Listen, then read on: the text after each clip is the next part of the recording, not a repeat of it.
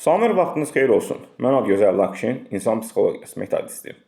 Bugünkü mövzumuz ondan ibarət olacaq ki, cinsi istəksizlik yaxud cinsi istəkliyin yüksək dərəcədə olması. Yəni şəhvət hissinin yüksək dərəcədə olması və cinsi istəkliyin aşağı, yəni az səviyyədə olması.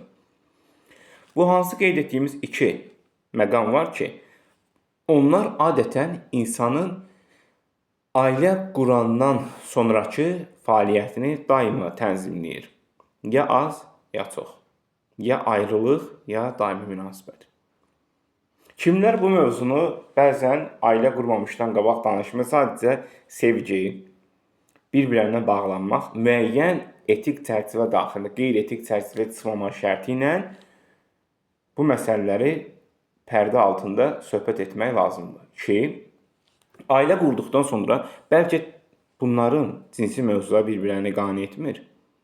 Bəzən elə insanlar var ki, bu mövzuya soyuq yanaşırlar.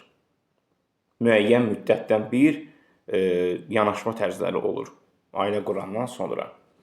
Amma bəzi insanlar var ki, bu şeylərə qarşı həssasdırlar. Və çoxları bu mövzunu adətən açan zaman qarşı tərəfə qarşı bir növ ayıb olsun sənə utan, bu kimi kobud səslənən ifadələr və heç yəni xoş deyil bu mövzu ya toxunmaq, bu kimi ifadələr səslənir. Amma əslində buna toxunmamaq elə bir növ yanlış fikirdir ki, irəli zamanda ailə qurduqdan sonra müəyyən problemlər özünü çox qabarıq formada büruzə verəcək. Və nəticə etibarilə də ayrılıq, ayrılıqdan qabaq xəyanət və bir sıra çox mənfi və pis hallar meydana gələcək. Yəni, sən bu insanla ailə qurub ciddi düşünürsənsə, müəyyən pərdə altı fikirləri bölüşməlisən ki, irəli zamanda ən azından hər hansı bir xəyanət ayrılıq çıxan zaman həmin halı qabağına almaq üçün. Təkcə sevgi yaxud bağlanma bir-birlərinə istəklə bir ömür başa vurulmur ki. Təbii ki, arada hörmət olur. Heç kim deyilmir ki, mən bu fikirdə sən açdın, danışdın, mən açılan fikrə görə sən hörmətsizliklə yanaşıb, yox, ayıbdır, bağla bu söhbət. Bu gün bağla, sabah bağla, evlənib ailə quranda da gördün ki, üst-üstə düşmür, ayrılırıq, bitdi, getdi.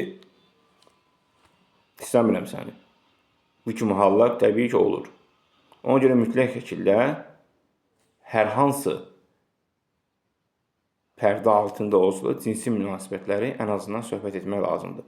Və xüsusən də qaldı onun tərsi olan şəhvət hissinin yüksək dərəcəsində olması. Əslində bu da bir növ xəstəlik kimi sayıla bilər.